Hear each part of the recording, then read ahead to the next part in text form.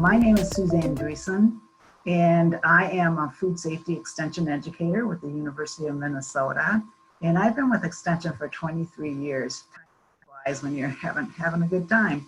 I'm also a very avid food preserver. I've been preserving food for a long time. You never forget who taught you how to can, for sure. My mom did. And I've been canning, probably preserving food since I was 8 years old, maybe even younger. I grew up in a small town near Canby, Minnesota, in southwest Minnesota. We had a large family. There was 13 in our family, and we had a large garden as well too. Sometimes in the summer, I felt like I was actually working on a small food processing plant because we did so much preserving. And today I just have a small backyard garden in St. Cloud, Minnesota. And let's see, this year I had tomatoes, beans, peppers, kind of a salsa type, basil, all of that, cilantro. And so, but my favorite way to preserve fall vegetables really is to do an end of the garden relish, and I'll talk about that. And also, I love to freeze squash and pumpkins so that I can use that later this winter for baking. And I love drying and roasting pumpkin seeds. So this is the sixth webinar I've been doing on food preservation this summer and early fall. I have one left on September 29th that on safely fermenting food at home. And today, when I go through best way to preserve different fall vegetables, I won't go into the details, like the details of drying or the details of canning, but I invite you to go back if you want more information and view our webinar recordings. They are all are recorded and posted on our YouTube channel. And the URL is there, University of Minnesota YouTube Food Safety Channel. So check those out if you are interested. So today I'm going to focus on how to store fresh garden produce, the short-term storage and refrigeration, and hopefully a longer-term storage and dry storage. And then we'll take a look at preserving options. And we'll talk about freezing, drying, pickling, fermenting, and what vegetables are best for what method. And then I'll finish, or actually I think I intertwine some of the resources. So you want to dig more, or something intrigued you, you'll find that resource to really dig deeper and get started. So we'll start with storing fresh vegetables. So in addition to canning, freezing, and drying fresh vegetables, you can store your garden vegetables for later use. So a couple things to keep in mind: the length of storage really will depend on your storage conditions. So moisture and temperature really are the two main things that are needed for successful storage of your fall produce. The right humidity level is important to prevent loss of moisture during storage. In addition, lower temperatures will actually slow moisture loss and delay growth of bacteria and mold that cause our vegetables to spoil.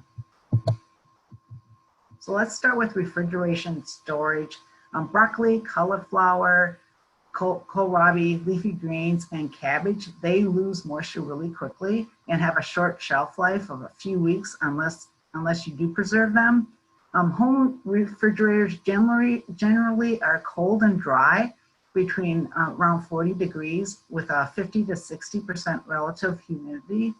So you want to try to increase that humidity in your refrigerator, and you can do that by putting your vegetables in perforated plastic bags or containers with holes in the refrigerator. If you think about how you get a bag of carrots at the store, right? There's holes in that bag, and that's really designed to help keep that moisture and humidity level high.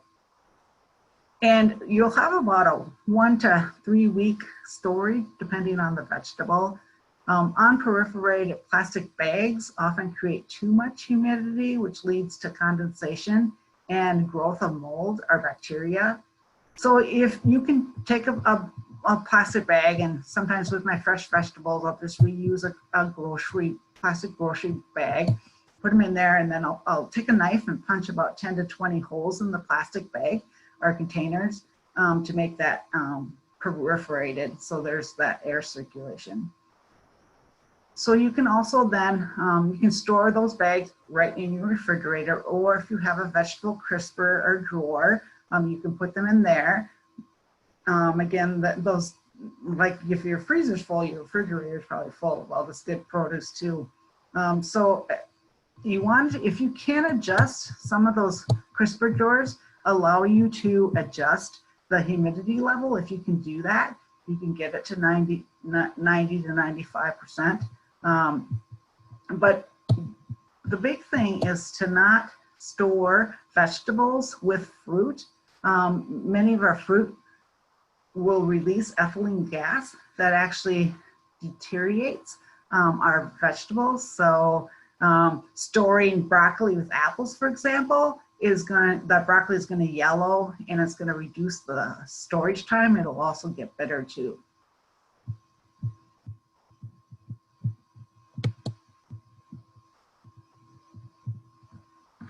So carrots, beets, parsnips, rutabagas, turnips, and potatoes need to be stored in a cool, moist location. They'll keep well until late winter.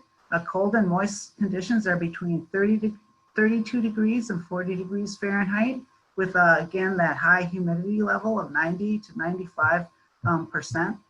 Unheated basements, root cellars, garages, sheds, or an extra refrigerator will provide cold conditions to stabilize storage temperatures. Insulate storage crates or boxes with straw, hay, or wood shavings. The easiest and most effective way to provide moist conditions to control moisture loss and prevent shrinkage is to place vegetables in heavy plastic bags, or to line storage boxes, as you see in the picture, with heavy plastic lining. And then again, you want to put holes, so make several 1/4 inch to 1/3 inch holes in the sides of the bags and liners to allow for that airflow. 3 or 4 1-inch holes per pound of vegetables is kind of the key, and that'll help give you that relative humidity of 90%. If moisture collects on the inside of the bag, that's telling you that your humidity is too high, so that 98 to 100%. So you want to then punch a few more holes to reduce it slightly. If stored vegetables shrink and shrivel, the humidity must be raised. You can pack vegetables like carrots, beets, and parsnips in damp sawdust, moist sand, or damp, wet burlap bags, and in layers, and that'll help add that moisture. And you can only do that though, add that into wet bags or wet sand if the temperature is above 40. If it's below 40, then that's where you're gonna have mold problems. Store beets and carrots without their tops. Beets can last up to 5 months and carrots 4 to 6 months. Brussels sprouts 3 to 5 weeks. Early cabbage about 3 to 5 weeks. Late cabbage will last longer, 3 to 4 months. Garlic, onions, winter squash, potatoes, and pumpkins lose moisture more slowly and can be stored for several months without refrigeration. Cure before storing. And this is important. Curing is really a form of drying, and it allows that excess moisture to evaporate and to harden the skins, which will help to resist rot. So to cure, set in a warm room on an elevated rack, so spread them out. Let the air circulate for 14 days. So usually you want it 80 to 85 degrees and relative humidity of 80 to 85%. Acorn squash though should not be cured before storage. Curing reduces storage life and quality. Once cured, then you can move it to your long-term storage. A dark basement with temperatures between 50 to 60 degrees and dry with a relative humidity between 50 to 70%. Adding a fan can help reduce the humidity. The easiest way to measure humidity is with a humidity meter. And they're available at hardware stores and home improvement stores for under $20. So they're pretty reasonable if you're really interested in making sure that your humidity level is right so that you can have that longer term storage. Store garlic and onions in mesh bags or hang them as shown in the picture. Store squash and pumpkins on an open shelf or racks to allow air to circulate. It's important not to stack your vegetables in storage or expose them to temperatures below 50 degrees. If the humidity is too high, mold and spoilage will develop. If stored in cool and dry conditions, onions should keep well for 5 months, garlic 6 to 7 months, winter squash 2 to 6 months, depending on the variety. Acorn and spaghetti squash will last up to 2 months, and butternut varieties about 2 to 3 months. Hubbard and buttercup will retain quality for 3 to 6 months. And pumpkins keep well for 2 months. So that's just a guideline for you to like, oh, I need to use my spaghetti squash before my buttercup squash because they keep longer. And then we'll talk about storing potatoes because there's a lot of interest in storing potatoes and being able to winter those. Before placing potatoes in storage, again, you need to cure potatoes at 50 to 60 degrees with a relative humidity of 85 to 90% for 2 weeks. Curing potatoes will help heal minor cuts and bruises, and then again, it helps thicken the skin for storage. After curing, store only healthy potatoes, so that's a key. Cull through those and pick out the ones that are still have a lot of nicks and damage and use those first. And then you're going to store in a dark location to prevent greening, which the greening isn't edible. Store potatoes at 45 degrees with a relative humidity of 90 to 95%, which will really help prevent shrinkage for up to 6 months of storage. Red potatoes usually don't keep as long as yellow or white varieties like russets. Late maturing varieties store better than early varieties. If storage temperatures are above 50 degrees, the potatoes will start to sprout after 2 or 3 months. Do not store potatoes with apples or other fruit. Apples and other fruit, as we talked about earlier, give off ethylene gas, which promotes sprouting of the potatoes. Planting sprouted potatoes next year or shriveled potatoes the following spring is not recommended because it can contribute to plant disease, especially viruses.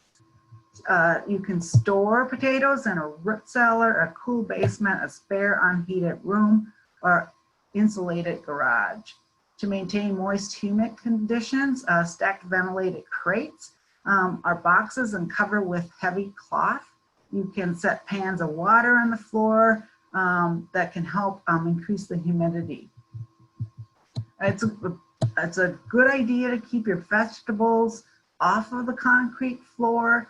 If you're having produce on the floor, it can encourage mildew formation. So it's best to have them raised up in baskets or on shelves. And then we'll take a look at storing sweet potatoes and yams. Had a lot of questions about sweet potatoes and yams when you registered, so I wanted to address that. Sweet potatoes and yams also need to be cured before storing. Cure by storing in a warm 80 to 85 degrees and humid room with 85 to 90% relative humidity for 10 days. If you can't maintain that, I mean, it's cold here now in Minnesota. I haven't turned my heat on yet, but so 65 to 75 degree room, your curing time will be longer. So about 2 to 3 weeks. So it's fine to, at colder temperatures, but it's going to take longer to again, create that heal those scars and create that nice skin. To maintain moist, humid conditions, once they're cured, oh, okay, this is still during the curing process. So to, again, you have that 85 to 90% relative humidity. You want to stack the storage crates or boxes and cover them with a heavy cloth. It is during that curing process that starch is converted to sugar. So after curing, wrap cured sweet potatoes and yams in newspaper, and then you're going to store them at 55 to 60 degrees in a cool closet or room with a relative humidity of 85 to 90% for 6 to 8 weeks to further develop the sugars. Pack them in paper boxes or wrap them in newspaper.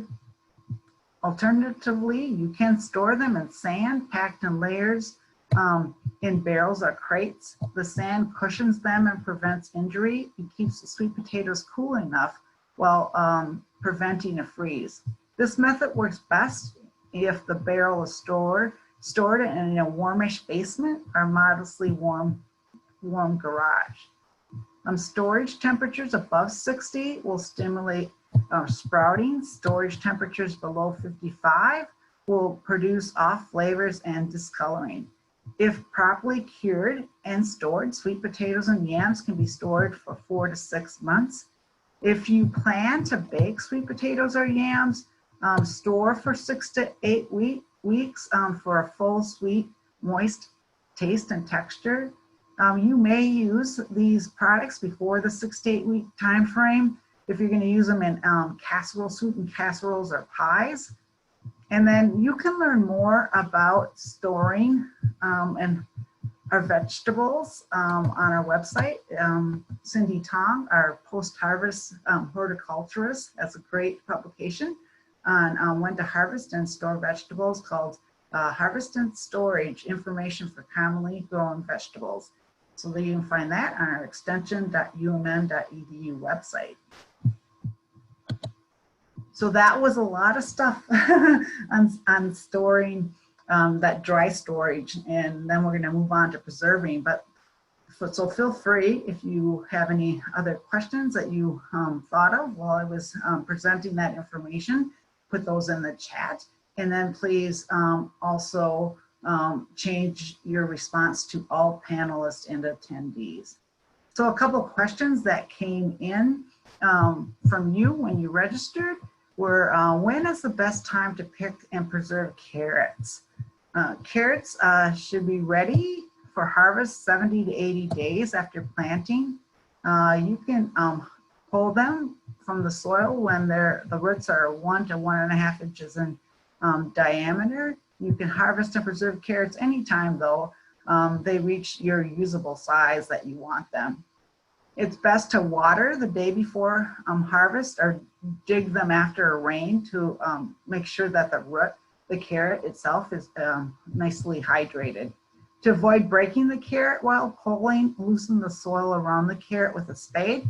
To prevent the roots from wilting after harvest, remove the carrot tops. And someone wanted to know what's the best way to store apples. Apples store best between 30 to 32 degrees with 90 to 95% relative humidity. Apples will freeze though at 28 to 29 degrees, so you don't want to go any colder than 30. If storage space is unheated, store apples with straw, hay, or wood shavings for insulation. To keep humidity high, store in plastic bags with holes. If the humidity is too low, your apples will dry out and shrivel.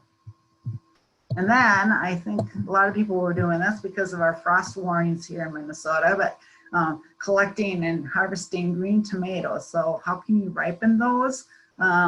So harvest full size green tomatoes before the first frost, which has already happened here in Minnesota. Wrap tomatoes in paper and store in a cool, dry place. So in a closet, check them often and remove any ripening or spoiled tomatoes. So use, and that's the key too with dry storage, is you always want to be checking and removing anything that is starting to spoil because it can spread to the other produce in that batch. So one year though, I did harvest my green tomatoes. I didn't get to it last night, but I had, they turned red and I was eating red and fresh tomatoes from my garden at Thanksgiving one year. Okay, Lisa, has anything come in for questions? I do have a few questions for you. Sure. Let me see here. Someone asked, going back to beets, can you elaborate on beets stored above 40 degrees with dampness in a shed? What if I'm in a temperate climate year round? Won't they rot?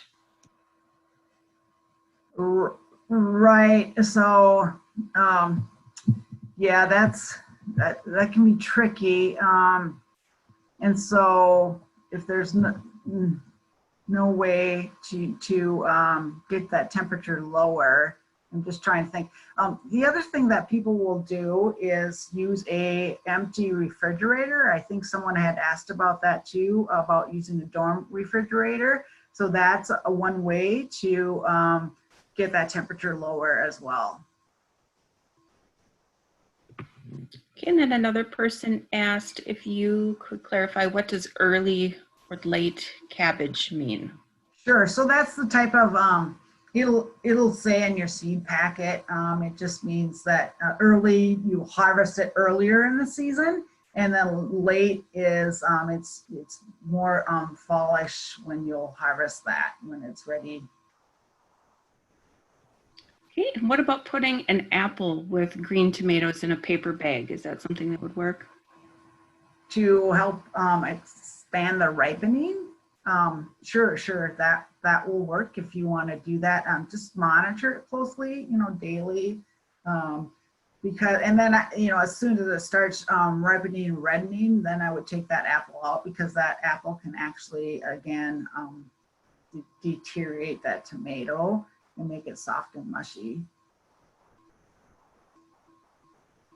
Okay, is there a way to get Brussels sprouts to grow the sprouts to size? They said mine are still tiny, but Brussels are still growing up. Yeah, if anyone has an idea for that, please share in the chat. I don't know.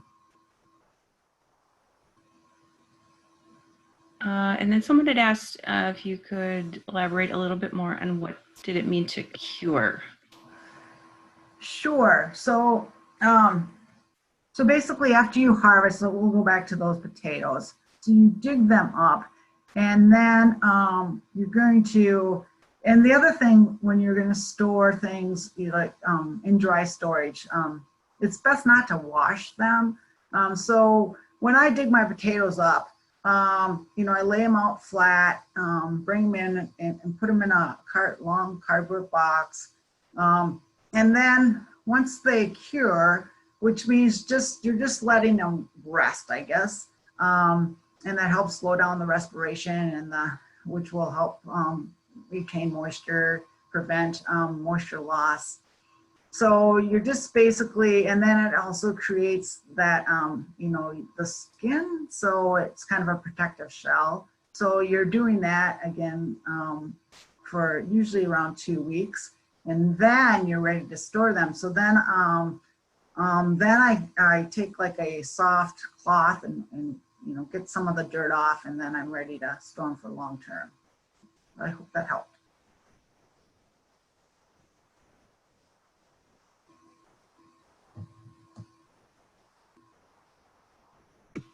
And I'll just let you continue on. All right, thank you.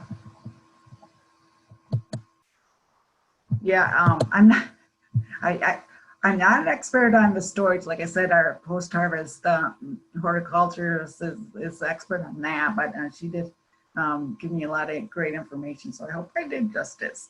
But I'm more of an expert on our next topics on food preservation. So we're going to start out with freezing produce. Freezing is really the easiest, most convenient.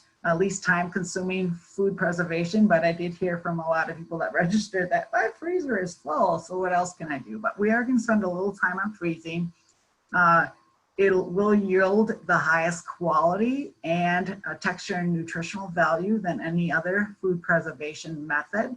Broccoli, cauliflower, carrots, Brussels sprouts, winter squash, and pumpkin do freeze really well.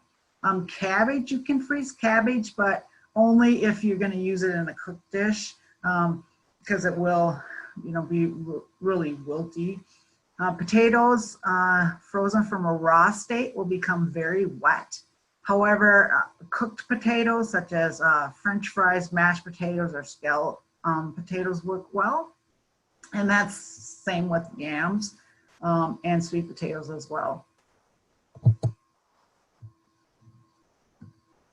So to get a quality vegetable, you want to make sure that you're blanching your vegetable before you freeze that. And the reason for that is that as our produce ripens, there's enzymes they're small proteins that help with that ripening process. But once we harvest them, that ripening process continues, and that's what results in browning, off flavors, and then ultimately the texture getting mushy. So you want to stop that ripening process, and by blanching, you'll also be able to prevent color and flavor changes as well too. So you'll keep that bright green as we see in the photo there of those Brussels sprouts.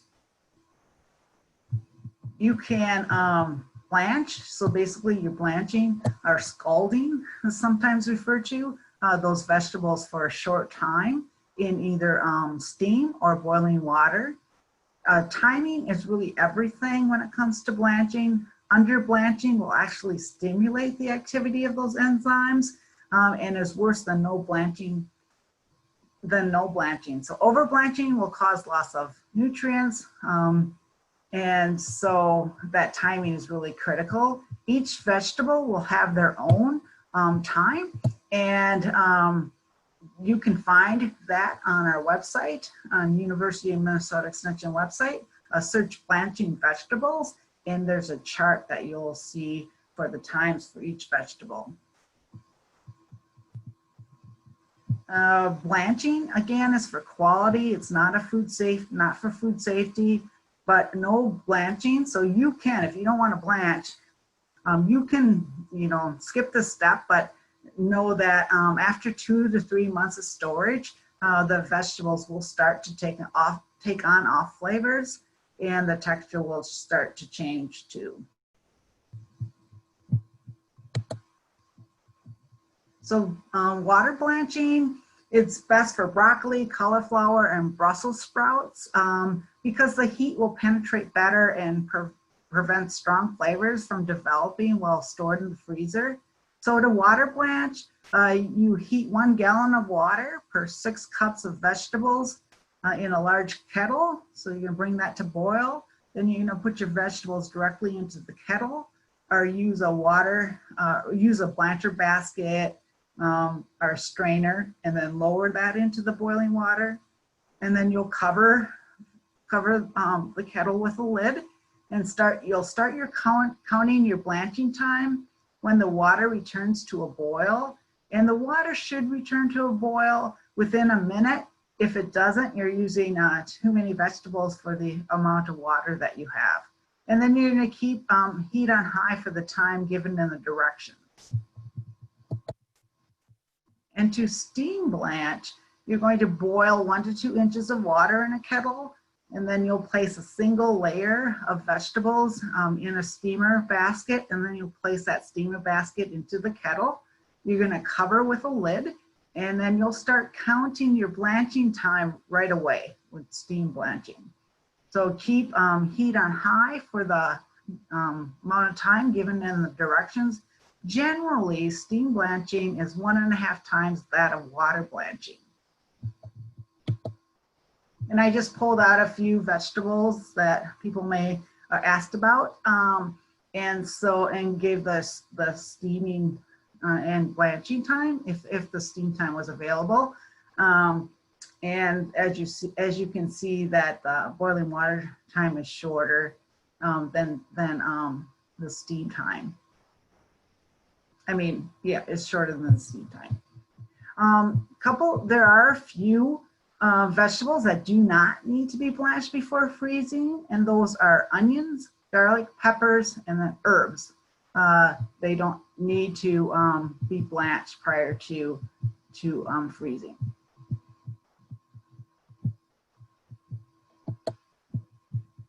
And then whether you're using the boiling water or the steam method, after blanching, your time is up. You're going to immediately cool those in either cold water, at least 60 degrees, or ice water. And that's to actually stop the cooking process. And so you're going to cool them in that water for the same amount of time that you cooled the vegetables. So you're gonna stir your vegetables several times in the ice water or the cold water. And then when your time is up, you're going to drain and dry vegetables before freezing. And using a clean towel or a salad spinner works well to dry vegetables. The drying step really is important to prevent ice crystals from developing during the freezer storage, which will result in a dried, tasteless product. And then after draining and drying the vegetables, you'll pack them into containers using the solid or loose pack method.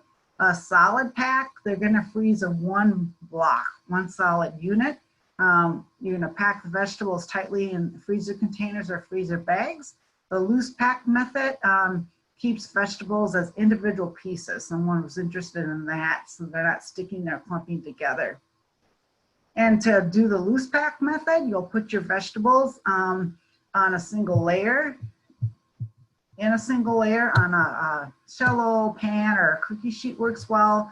And then you'll put that sheet into the freezer. And so check that in about 30 minutes, because as soon as it becomes firm, you want to pull it out and put it in freezer storage containers and get it in the freezer. And that will help to avoid loss of moisture. And then you're going to allow headspace if headspace is dependent on the vegetable. So as the photo shows you there, headspace is the empty space between the top of the packed food to the rim of the container. That space will fill as the food freezes. So usually you will allow 1/2 inch headspace for cabbage, carrots, cream corn, kohlrabi, and turnips. Broccoli, Brussels sprouts, and cauliflower do not need any headspace. After packing the containers, try to remove as much air as possible, and then seal it tightly. Label it with your name, with the name of the vegetable, date, and then the quantity as well. So for best quality frozen vegetables, you want to freeze those as quickly as possible. Slow, uneven freezing is the most common reason for large ice crystals, which actually, ultimately results in freezer burn. So it's best if you set your freezer to -10, 24 hours before you're going to freeze your vegetables. The other important thing is that you don't want to overload the freezer with unfrozen food. So freeze only the amount that will freeze solid within 24 hours. This is usually about 2 to 3 pounds of food per cubic foot of storage space in your freezer. So for a 20 cubic foot, say that fast, 20 cubic foot freezer, freeze no more than 40 to 60 pints at a time. Overloading the freezer will slow down the freezing rate, which results in poor quality. When you put your packages in the freezer, don't stack them, lay them around the freezer towards the back and the sides, which tend to be colder. And then after vegetables are frozen, you can keep your freezer then at 0 degrees or colder. And vegetables store well for 8 to 12 months. So if you would please share in the chat, what vegetables have you successfully preserved by freezing?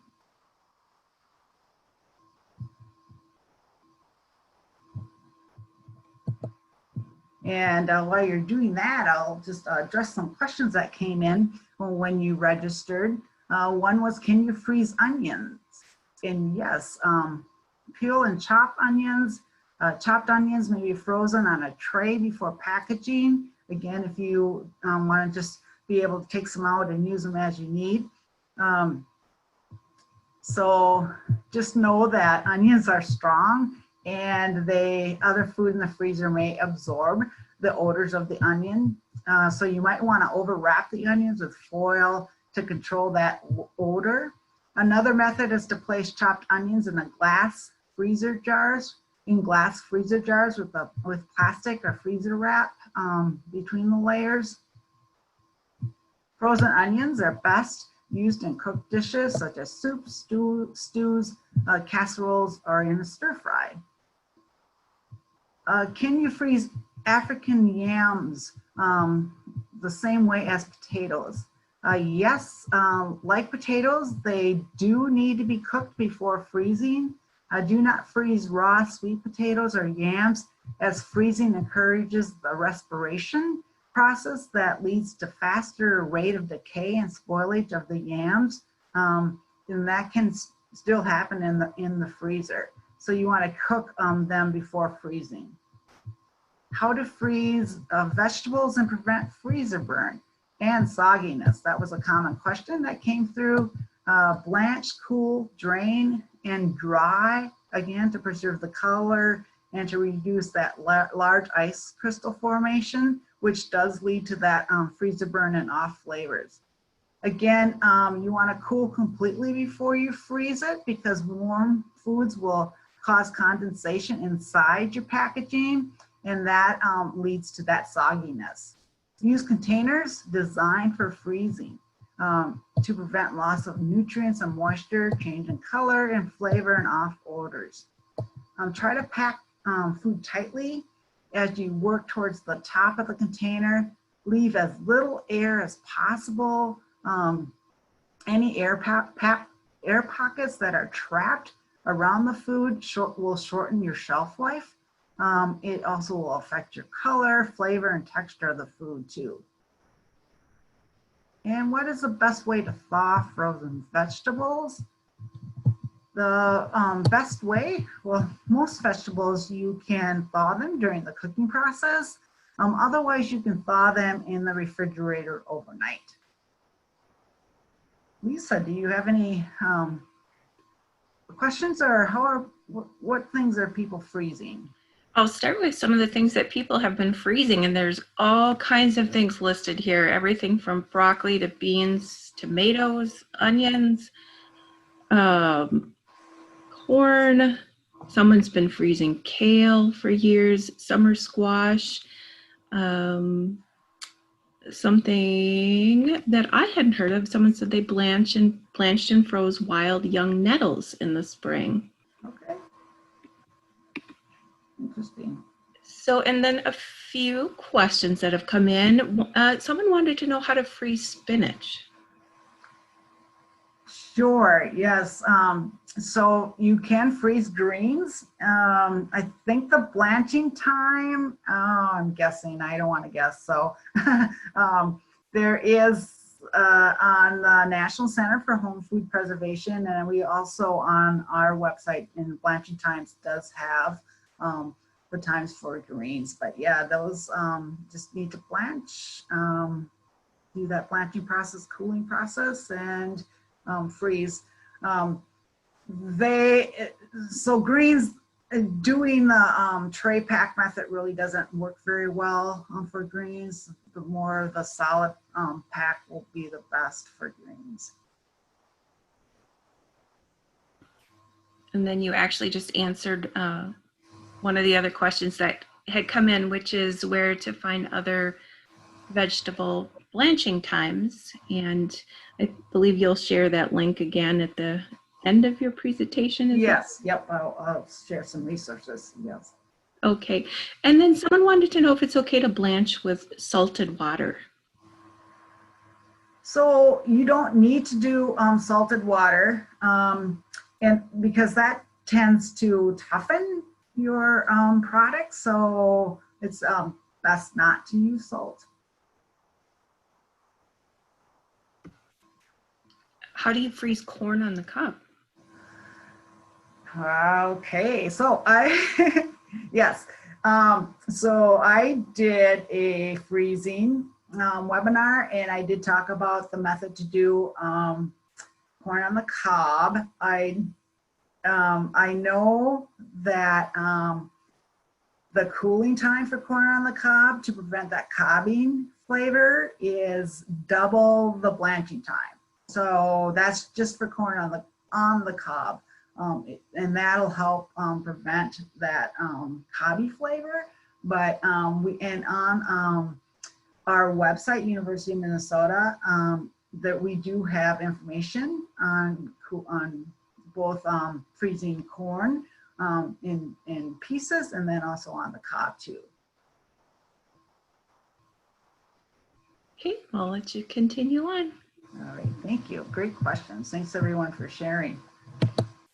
All right, so then we'll move into drying of vegetables. And I think many of you will like this because you talked about your freezer being full. With drying, it's simple, easy to learn. It'll help preserve the color, flavor, and most nutrients of fresh vegetables. Bacteria and microorganisms, it needs moisture to grow. And so when we're drying food, we remove that moisture so that bacteria and the spoilage microorganisms can't grow. And the other thing that it reduces in size and can be stored at room temperature. Again, if you're running out of freezer or refrigerator space. So vegetables that dry well are beets, carrots, celery, corn, green or wax beans, onions, peppers, potatoes, pumpkin, summer and winter squash, and all varieties of tomatoes. That's been my favorite to dry are tomatoes. Dried vegetables, you can eat them as is. They'll be concentrated flavor-wise, or you can rehydrate them before use. You can just toss them in as is into soups or cooked dishes. So with any food preservation method, you want to make sure that you're using the highest quality product, and because it's junk in, junk out, preserving does not improve the quality of your produce. So you want to make sure that you're washing well under running water. Use a clean produce brush to clean vegetables with skins like carrots and potatoes. Trim and peel as needed. And then you're going to cut and slice in uniform pieces and sizes so they'll all dry at the same time. Prepare only as many vegetables as you can dry at one time, because holding vegetables even in the refrigerator after washing and preparing for drying will result in loss of quality and nutrients. And then most vegetables, again, your recipe will tell you if you need to blanch them or not, but for drying, you'll preheat by blanching, and again, this is going to help preserve the color, nutrients, and then it will also prevent bitter or off flavors from developing after drying. Now, blanching times for drying are different than the ones I just reviewed for freezing, so making sure that you're following the times for blanching for drying and not for freezing. In addition, water blanching is preferred over steam blanching for drying vegetables. And the other thing that you'll want to do is add 1/4 teaspoon of citric acid per quart of water, and this will help to prevent discoloration and acts as an antimicrobial agent too. So you can buy citric acid in near the canning supplies. Blanching will also soften the vegetables, allowing moisture to escape, so the pieces will actually dry faster and also rehydrate faster too when you're using them in cooking. Blanch for the amount indicated, and then after blanching, here's another difference from freezing. You're just going to briefly dip vegetables in cold water quickly to stop the cooking process. And then once they're cool enough to touch, then you can drain them. The heat from blanching will give them a head start in the drying process, so you don't want to completely cool them. Onions, garlic, peppers, and herbs do not need to be blanched before drying. Pat dry your vegetables and arrange on those pre-treated or blanched vegetables and drying trays on a single layer. Some vegetables can be dehydrated without blanching. Beets, because you will cook the beets before you dry them. And then garlic, horseradish, mushrooms, okra, onions, peppers, zucchini, and herbs do not need to be blanched before drying. To dry vegetables, you need enough heat to draw out moisture, but not too much heat, otherwise it will cook the food. You need dry air to absorb the released moisture. And finally, you need adequate air circulation to carry off the moisture. You can successfully dry vegetables in a dehydrator, electric dehydrator, or oven. In the dehydrator, you'll dry vegetables at 125 degrees. It'll take about 8 to 10 hours, or according to your directions from your manufacturer. Oven drying is possible, but just remember that it will take 2 to 3 times longer than in a dehydrator. And this is because there's a variation in that air circulation. To oven dry, you're going to preheat your oven at the lowest setting, then adjust the thermostat and prop the oven door open to achieve a constant oven temperature of 140 degrees. And then that door's open to allow that moist air to escape. If you're going to dry, it's a good idea to have an oven thermometer that you put on your oven rack, and then that you check it every 2 hours throughout the drying to make sure that you're maintaining that temperature of 140 degrees. Circulation, you can improve that by putting a fan outside of the oven door. You want to change the position of that fan frequently during the drying process to vary that circulation of that air. Vegetables will scorch really easily toward the end of drying time, and this is true for drying in the oven or in the dehydrator. So, watch them really careful at the end. Vegetables are sufficiently dried when they are hard and brittle, such as carrots or green beans, or they will be pliable but won't stick together, like bell peppers or sweet onions, tomatoes, and mushrooms are going to be more pliable. But for drying times, the National Center for Home Food Preservation has a how-to section, and you click on drying and you get the publication on how to dry vegetables, and the blanching and drying times will be listed. Dried foods are really susceptible to insect contamination and moisture reabsorption. So we want to cool to room temperature for 30 to 60 minutes after drying to avoid condensation, which could provide enough moisture for mold to grow during storage. You want to pack vegetables in clean, dry glass jars or moisture vapor resistant freezer containers to in amounts that you'll use at one time in a recipe. Because every time you open up that package, the food is exposed to air and moisture, and that results in a poor quality product. You'll store dried vegetables in a cool, dark, dry place, and this helps to protect nutrients and quality. Higher temperatures result in shorter shelf life of dry vegetables. Dry vegetables will last about a year, or about 6 months at room temperature, and 1 year in the freezer. To use, you can eat as is, or you can rehydrate. by soaking them in 1 to 2 cups of water per 1 cup of dried vegetables for about 1 to 2 hours. Or you can add them, as I mentioned earlier, straight to the soup without soaking. When you do rehydrate vegetables though, if you have any leftovers, refrigerate those as once you rehydrate them, they are prone to spoilage. And I talked about this in my drying webinar. People were really interested, so I thought I'd share this again today. It's about making vegetable leathers. And again, it might be a way to use up a large quantity of tomatoes, pumpkin, a squash work well. You can mix vegetables too, do a tomato, onion, celery mixture. Nice thing about drying is you have a little more wiggle room to play around with the recipe. So you can use fresh, canned, or frozen tomatoes to make your leathers. You're going to cook that vegetable, and then you're going to puree it, and then you want to strain it, and you want to strain it to remove seeds or any pulp. The puree should be the thickness of applesauce. If it's too thin, cook on low heat to thicken. When you're ready to dry your leathers, you're going to line a cookie sheet with parchment paper, or you're going to use a dehydrator tray insert. And I'll just show you.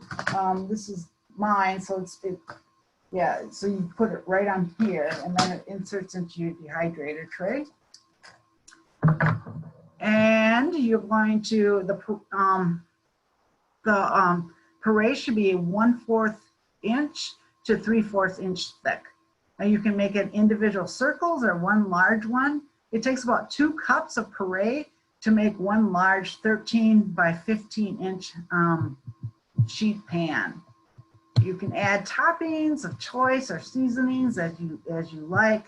And then you're gonna dry at 140 degrees for 4 to 6 hours for individual smaller pieces, and then 6 to 8 hours for the large one. It's gonna, again, take longer in the oven. That large one can take up to 18 hours if you do it in your oven. A leather is dry when you poke it with a finger.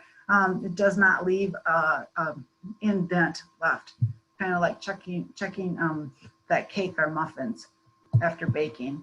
And then you're gonna cool to room temperature.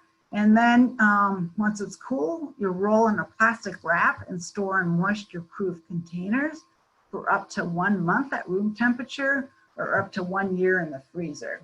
And you can use, like if you do a tomato leather, it works well in sauces and recipes that call for tomato paste, or you can reconstitute by adding water, again, to just make it own sauce.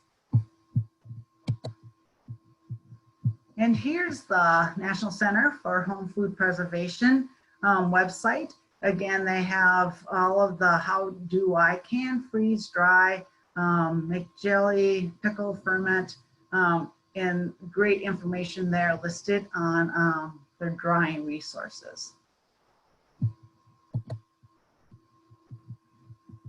And then if you want to, again, share in the chat, what vegetables have you preserved by drying? What have you tried? And Lisa, are there any other questions that have come in? Just one that I see. Why is water blanching better than steaming for drying? Yeah, so again, water blanching will help, sorry, I'm trying to think of the best word, soften. So you'll get a softer product, which actually helps release the moisture and dry the product faster. You certainly can steam if you prefer that, but it's just better, helps with that drying process. Dries more evenly as well. And I'll share some of the things that people have preserved by drying.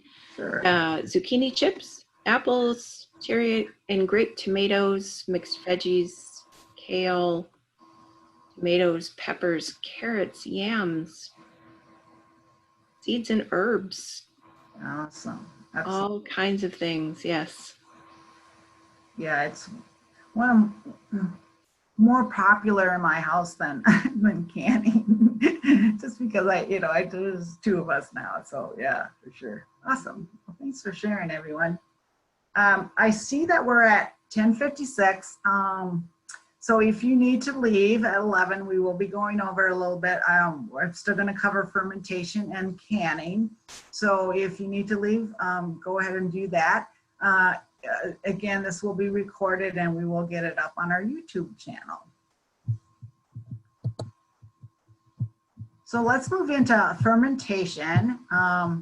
So fermentation is actually a curing process of vegetables where you submerge the vegetable in a salt brine for a few weeks that produces acid that will actually halt any spoilage microorganisms and disease microorganisms as well. The best vegetables to ferment include cabbage, carrots, cauliflower, cucumbers, garlic, kohlrabi, peppers, radishes, snap peas, and turnips. They all ferment really well. Today, though, I'm going to focus on cabbage. Canning is not recommended for cabbage. It will discolor and develop a strong, inedible flavor. Freezing is an option for cabbage if you're going to use it in cooked dishes. But turning cabbage into sauerkraut really is the best way to preserve an abundant supply of cabbage. The best sauerkraut is made from cabbage harvested in the late fall, as it contains some sugars to support the growth of lactic acid. When cabbage is submerged in a brine, the bacteria begins to convert sugars in the cabbage into lactic acid. This is a natural preservative that inhibits the growth of harmful bacteria during the fermentation process. So we'll talk about how to turn that cabbage into sauerkraut. For sauerkraut, you'll need a 6 to 7 pound head of cabbage will yield 5 pounds of shredded cabbage. First, you want to remove the outer leaves of the cabbage because those outer leaves may contain spoilage microorganisms. Then you're going to rinse the cabbage well under running water, but you do not want to scrub the cabbage with a produce brush because the scrubbing can actually remove that lactobacillus bacteria that is needed to start that fermentation process. So after washing, you'll shred cabbage into 1/8 inch strips. A mandolin food processor or a kraut shredder work really well if you get those pieces nice and uniform. Next, you're going to weigh the cabbage, and then you're going to add 3 tablespoons of salt per 5 pounds of shredded cabbage.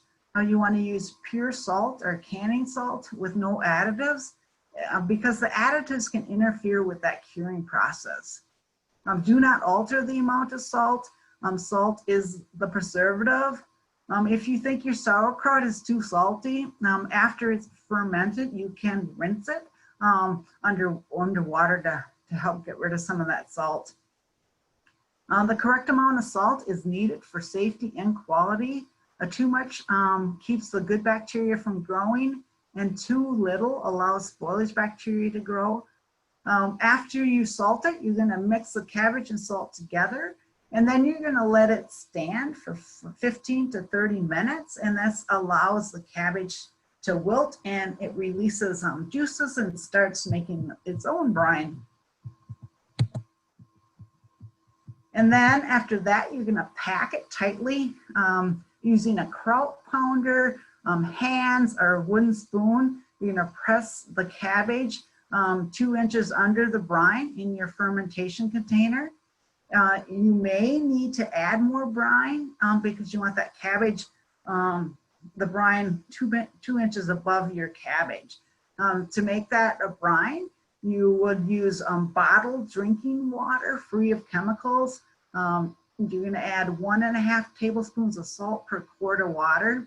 The city tap water does contain chlorine and fluoride, which will actually interrupt the fermentation process. And then to keep that cabbage under the brine, and maintain an oxygen-free environment. You want to add weights. A freezer bag filled with brine works well to keep the cabbage under the brine. To ferment, you're going to cover the container with a dark towel, as light will stop the fermentation process. Your best flavor for sauerkraut is produced at temperatures of 70 to 75 degrees. You're going to let it ferment for 3 to 4 weeks. If you're at cooler temperatures between 60 to 65 degrees, it'll take 5 to 6 weeks to ferment that cabbage into sauerkraut. Cabbage will not ferment in temperatures below 60, and above 75 degrees, the kraut will become soft.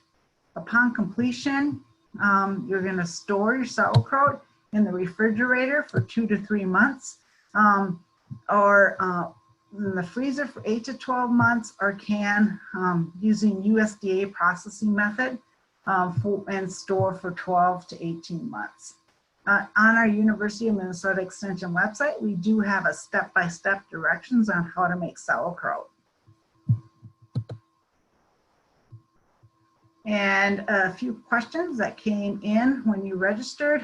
Which vegetables I'd like to learn more about small batch fermenting, and certainly you can do this. This is, I tried it with sauerkraut. There's recipes out there to make sauerkraut in canning jars, which work pretty well. You can also purchase and buy different circulation systems for fermenting. And this is one that I have. It worked pretty well. It's called mason jar airlock fermentation. And then the other website I really liked, the Cultures of Health website, is a great resource to learn what and how to ferment in small batches. And then someone asked about fridge fermenting. Is that a thing? No, because if you put it in too cold of temperatures, remember it's going to stop the fermentation process. So you want to allow the vegetables to fully ferment at room temperature before transferring to the refrigerator. The extreme cold temperature of the refrigerator, again, will stop that fermentation process entirely. Lisa, do we have any questions about fermenting that came in? Nothing that I see, no. Okay, great. All right, well, lastly, we'll cover home canning of vegetables. Home canning is a process, again, where you put vegetables in a jar and then with liquid, and then you're going to heat those to temperatures to destroy microorganisms and inactivate enzymes. The heating and later cooling will form a nice vacuum seal and make it shelf stable so you can store it at room temperatures. Unless pickled, vegetables need to be processed in the pressure canner for food safety. Beets, carrots, turnips, rutabagas are suitable fall vegetables for home canning. Broccoli, cauliflower, cabbage, kohlrabi, and Brussels sprouts become thick and mushy and are not suitable for pressure canning. Again, pressure canning is a must for home canning vegetables. Home canned beets, green beans, and potatoes canned using the water bath processing method has caused botulism illness. Improperly processed home canned goods stored at room temperature for more than 3 days will allow Clostridium botulinum to grow, germinate, and produce the deadly toxin that does cause botulism. Clostridium botulinum spores are everywhere, found in soil, water, and our air. But as long as it's exposed to oxygen, it's harmless. But it's when we put it in an airtight condition that the spores can grow and produce those toxins. And it's in high moist and low acid home canned foods, again, only if it's not processed correctly. The Clostridium botulinum spores are destroyed at a superheated high heat temperature of 240 degrees, which we can only get or achieve by using a pressure canner. Each recipe dictates the amount of pressure needed for specific amount of time to destroy the spores for the food you are canning. Botulism attacks the central nervous system, 10 to 35% of people who get botulism do die. So it's very serious illness and can be deadly. When it comes to home canning, botulism is 100% preventable. So you can prevent botulism in your home canned products by choosing the correct canning method. The spores do not grow in high acid foods like fruit or acidified foods like salsa, pickled beets, or pickled carrots. So acid foods with a pH acidity level of or below 4.6 can be safely canned using a boiling water canner method. Boiling water temperatures destroy yeast and molds, which are the most common spoilage microorganisms in high acid foods. Processing also destroys heat-sensitive disease-causing bacteria like Salmonella.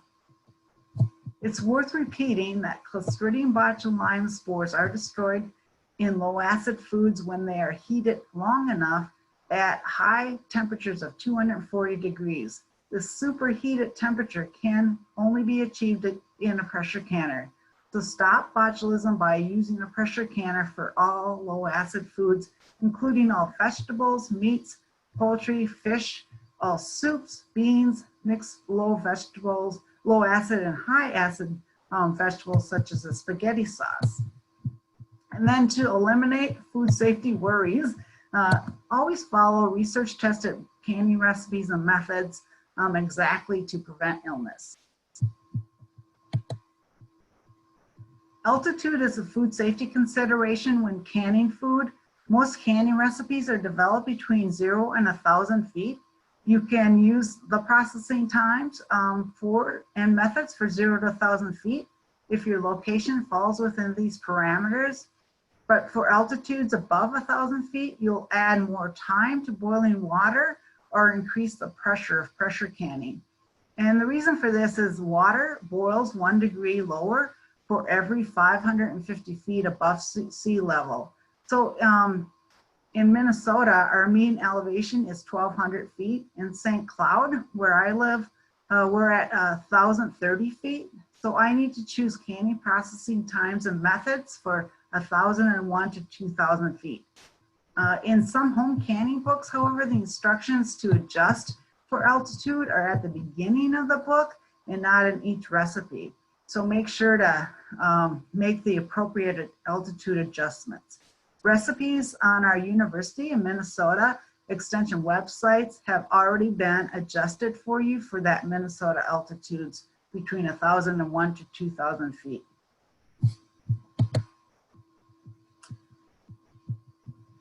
And just a couple things about the produce. Again, we did have frost in Minnesota here already. So you want to make sure that you're always using the freshest produce at peak quality and ripeness, especially for home canning. You want to make sure that they're disease-free, free of bruises, cracks, or insect damage, because that disease or bruised produce, it may harbor pathogens and alter the acidity level as well too. And the problem with that is that the process time may not be sufficient to kill any extra organisms contained in that damaged or diseased produce. So just one unsafe tomato can really put that whole batch at risk. Overripe tomatoes are less acidic. The acidity level in tomatoes varies throughout the growing season. Tomatoes reach their highest acidity when they are still green, and decrease in acidity until they reach their lowest acidity as they mature. Do not can damaged tomatoes or those from dead or frosted vines, as doing so will result in an unsafe product that spoils or causes illness. You can freeze those tomatoes, however, or dry them. Pay attention to canning recipes for the vegetables you are canning. So follow the preparation and pack instructions exactly. And then if you're mixing or combining vegetables, you're always going to process it at the time and temperature for the vegetable that has the longest time. For pumpkin and winter squash, only stringless cubed pumpkin can be safely home canned in a pressure canner. Mashed or pureed stringy squash like spaghetti squash cannot be home canned. The density of these products prevents adequate heat transfer to the center of the jar and may not allow harmful bacteria that causes botulism. It may allow that harmful bacteria, Clostridium botulinum, to survive. Same with potatoes. Only canned cubes. Do not mash or cream those potatoes. Freezing is the only safe method to preserve pumpkin purees, pumpkin butters, or pumpkin preserves.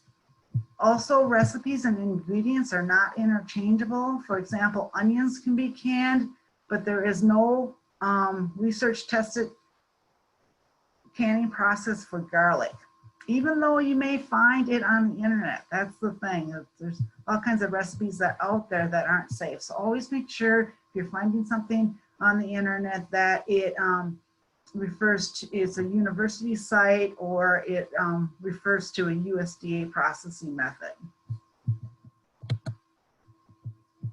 So it is soup season, so you can turn those vegetables into soup.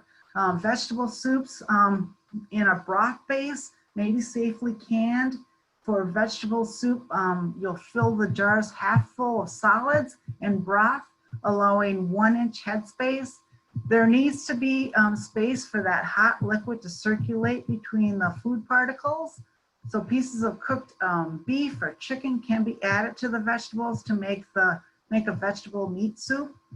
Use processing time again for the ingredients that take the longest time to process, for that individual ingredient that you put in your soup.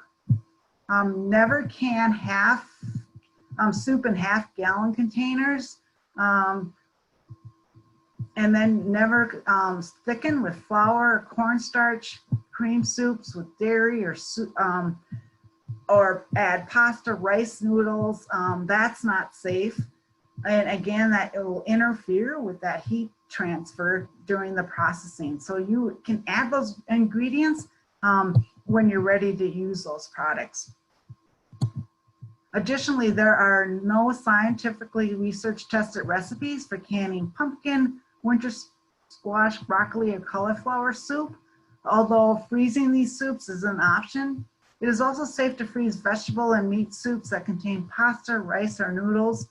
Just remember to allow time for frozen soup to thaw in the refrigerator, or if it's defrosted in the microwave, it should be eaten immediately.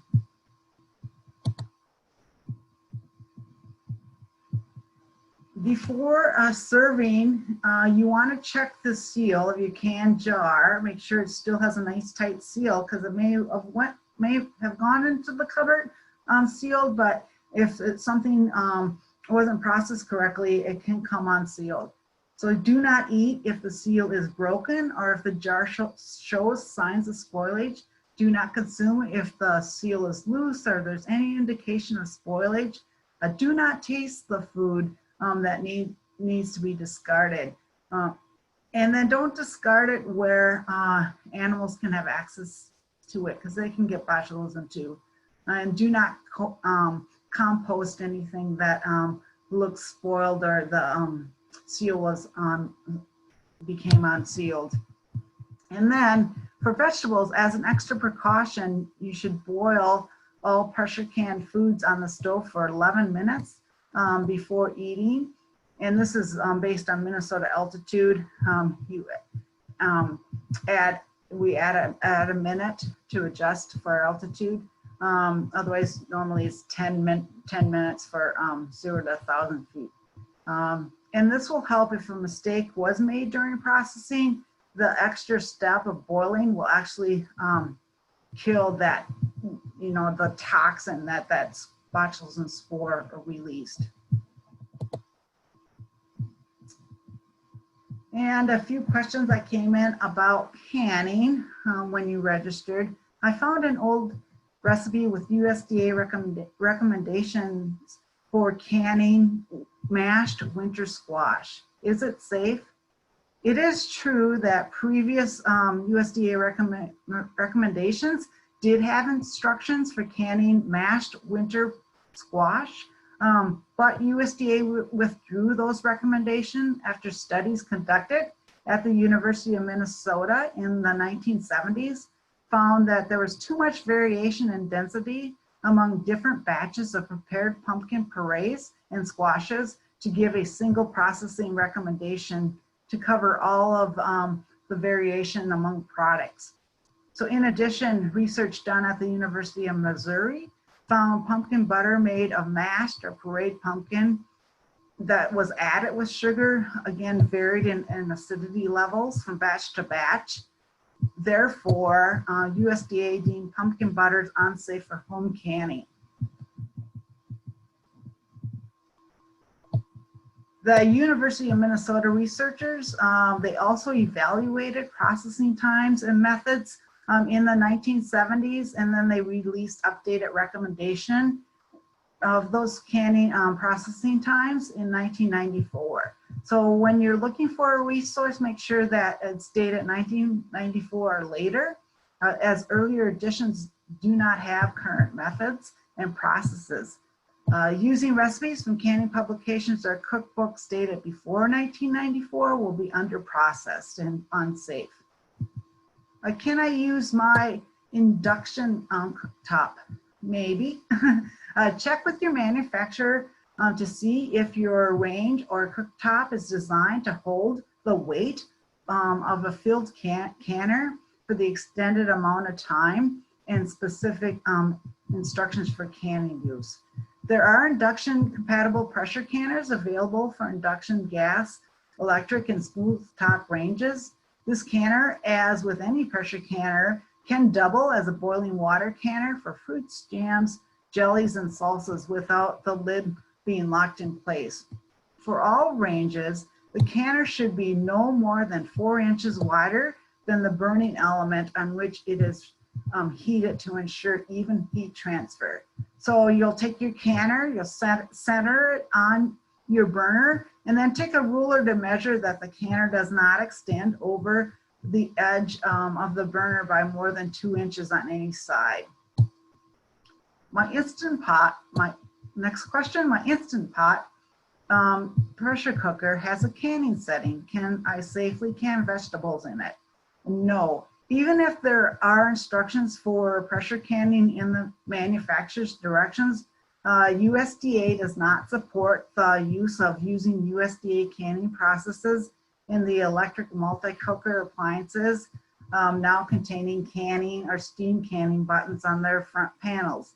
USDA pressure process directions have not been developed for that type of appliance, and the canner that you use does matter. So USDA recommendations were determined for stovetop only instructions. And also that canner has to be able to hold 4 or more quart jars standing upright.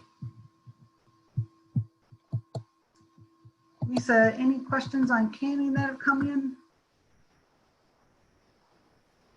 I have a couple.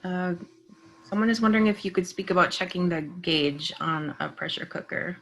Sure. So on pressure canner, and again, I did a webinar on canning, so if you want to learn more about that, but there's 2 different gauges. One is just a solid weight, and the other is I think about a tire pressure gauge that actually has a dial. So those dial gauges have movable parts, so those should be tested annually. And there are some county offices in Minnesota and throughout the country that do test those for you. You'll just have to call your local office and see.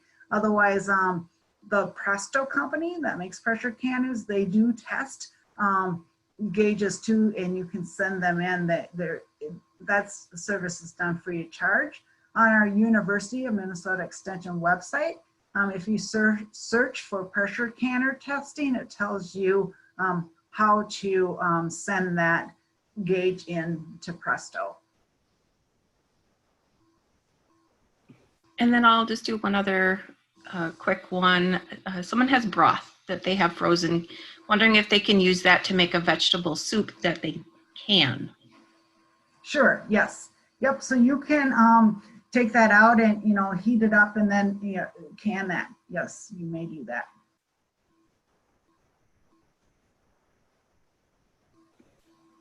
Okay. All right, thank you. Last subject is on pickling. Pickle or relish it. This summer I've been doing lots of pickling, mostly refrigerated varieties. So if you don't want to do that canning stuff, refrigerated pickling works out well. Pickled red onions really have been my favorite. Cauliflower, carrots, and Brussels sprouts are frequently pickled. Sometimes by themselves, many times you'll see recipes for combination of vegetables, and that's nice too as you're cleaning out that garden. Shredded cabbage is used as an ingredient in several pickled relish recipes. And so when you pickle something, you're adding acid, like a vinegar, to a low acid product. So you're going to change the acidity level from low acid to high acid. So you can, and that will prevent botulism from growing. And you can safely, if you do want to can it, can those pickled products in a boiling water bath canner. In pickling, a sour or sweet brine is created, and then you pour that over the vegetable before processing it in the canner or storing it in the refrigerator. Vinegar and water are the main ingredients, and then usually salt, spices, and sometimes sugar is added. When you're using vinegar in a pickle recipe, make sure that it says it's 5% acidity, and that'll be on the front label. You can use white or cider vinegar as indicated in your recipe. When you're out shopping for vinegar though, again, look at that label because there are 3 or 4% acidity varieties on the market. I was at the store the other day and I saw a brand of vinegar that said on the label contains up to 5% acidity. And you want the label to say 5% acidity. Do not use homemade vinegar because that you don't know the acidity level. Again, the level of acidity in a pickled product is as important to its safety as it is for that taste and flavor and texture as well. Most pickling recipes call for a brine ratio of 1 part water to 1 part vinegar. However, follow the tested recipe for the exact ratio given. For example, the National Center for Home Food Preservation has a kosher style dill green tomato pickle recipe. And that's research tested, but it calls for 2 quarts water and 1 quart distilled vinegar. Green tomatoes are more acidic, so less vinegar is needed for safe acidification of those green tomatoes. But again, follow the recipe exactly. Never alter the proportions of vinegar, food, or water or ingredients because that can make the product unsafe. And then no matter what type of pickled product you make, first start with a research tested recipe and methods recommended by USDA, Minnesota, or other state extension resources are reputable. Many of your canning equipment companies like Balker has a freshpreserving.com. They do their own research and development as well as Presto. Be sure to look at the date of the resource, as I mentioned earlier, and choose sources dated 1994 or later. Many old family pickling recipes are outdated and not based on research or the latest science. In addition, there are a lot of pickled recipes, blogs, videos on the internet. Just again, make sure they reference tested recipes or don't use them. Do not alter tested recipes or make up your own recipe. This is especially important if you're canning the product for pantry storage. Changing or altering ingredients may make the food unsafe. And then finally, select a tested recipe specifically designed for the product you are pickling. Recipe and methods are not interchangeable, so follow the directions carefully for a safe and high tasty product. The National Center for Home Food Preservation is managed by the University of Georgia food safety specialists and staff. They do the research for USDA, and they have 22 different recipes on pickling, from green peppers or green tomatoes, green tomatoes, hot peppers, mixed vegetables, all kinds of great stuff. And then they also have about 20 recipes on making relish as well. If you have more questions about food preservation or food safety or any household related questions, you can always call our answer line. In Minnesota, that number is 1-800-854-1678. Calls are answered Monday through Friday, and you actually talk to a household expert, get your questions answered. You can also email answer line, and they also have a great website with frequently asked questions. Just note though that this number here is only for Minnesota residents, and Iowa and South Dakota, you have your own area code and own answer or own number. So you can, we have this listed on our University of Minnesota Extension webpage with both South Dakota and Iowa's numbers as well. And then you can learn more about preserving food in general on our University of Minnesota website. We have a preserving and preparing page, so check that out. We also have videos, and these recordings will be posted on our YouTube channel. And then if you're on Twitter, you can follow us at UMN Food Safety. A lot of my posts are on food preservation. And that's what I have for you today. If you would please, in the chat, if you could put down one thing that you write one thing you learned today and one action item you might take as a result of this webinar. I have a couple more questions that have come in. Sure. Someone was wondering why you can't can in half-gallon jars. Right, yes. Again, it has to do with that heat penetration and the volume. The only approved recipes for half-gallon jars are for high acidic juices. Apple and grape, I believe, are the two. But that information is on the National Center for Home Food Preservation. And so I'm glad you asked that question, because jar size does matter. I was making pickled dilly beans, and my husband's like, well, you know, it calls for pint jars. And the recipe will tell you what size jars you can use. And so anyway, I said, no, you can't use quart jars, because I think the processing time for pickled beans is 15 minutes. But if I put it in a bigger jar, that 15-minute processing time isn't enough to get rid of the bacteria and spoilage microorganisms, or for vegetables, that Clostridium botulinum. Someone else was wondering what type of canning method should be used for canning applesauce. Yeah, so applesauce, usually that's acidic, so you can use boiling water for applesauce.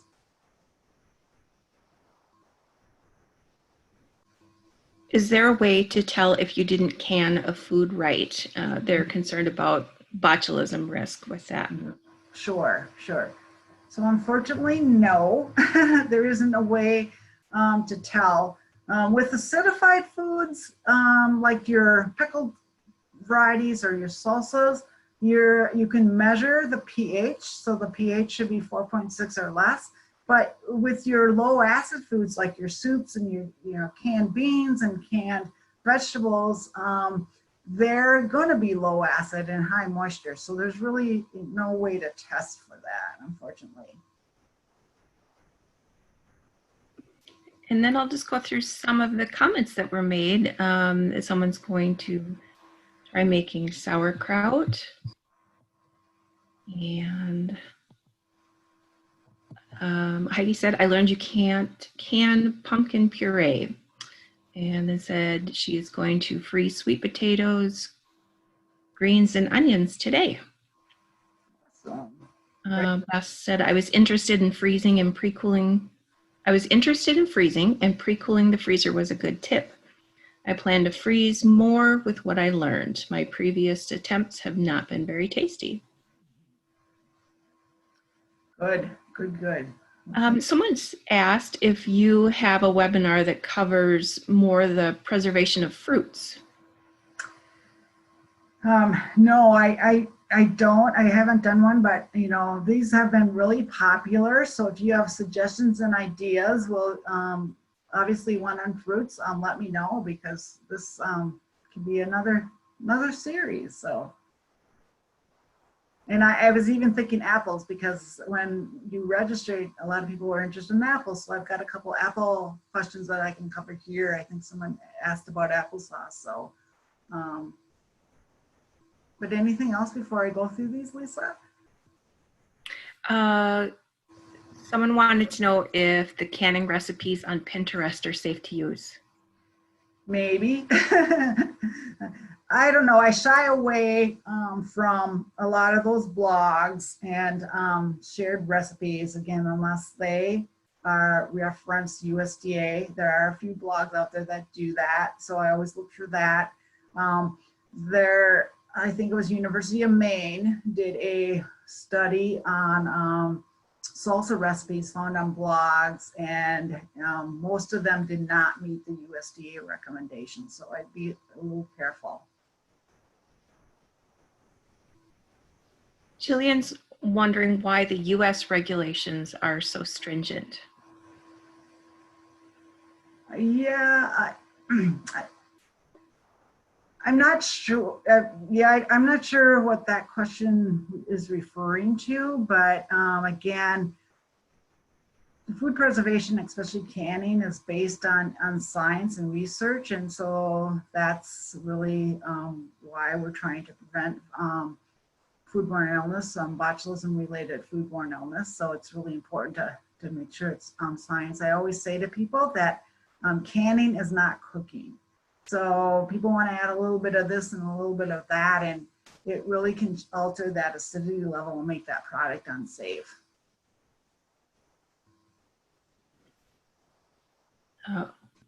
Overall, people are just indicating that they learned a lot of really great info today, especially some of the safety information and right ways to do things. So they're excited to go out and start trying it. Excellent. Good. Thank you, everyone. I will just cover these last few questions. And if you have more that come up, we'll get to those. But we are over time, and I apologize. Next time I will make these longer, because there's always just such good information and good sharing that happens on these webinars too. So thank you for being here, and thanks for sharing. What's the best way to preserve apples? Let's see.